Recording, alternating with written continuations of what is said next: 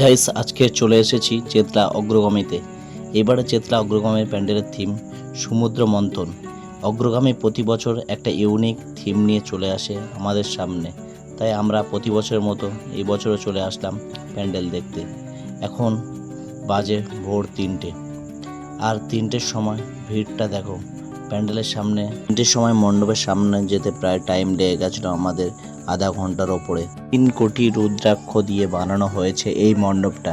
সত্যি অসাধারণ একটা মণ্ডপ, দেখে মনটা প্রসন্ন হয়ে গেছে। আর একটা জিনিস, এই মণ্ডপে দেখে মনে হচ্ছে যেন আমরা স্পটে সমুদ্র মন্থন দেখছি। এই মণ্ডপের ভিতরে ঢোকার পর মনে হচ্ছিল না যেন বাইরে বার হই, কারণ মণ্ডপের ভিতরে যে সাউন্ডটা শুনে।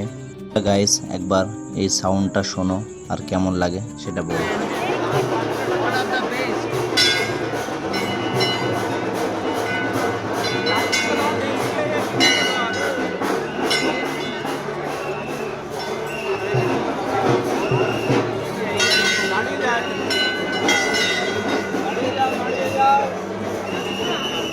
সবার কাছে বিশেষ অনুরোধ, তোমরা একবার হলেও এই মণ্ডপটা দর্শন করে যাও।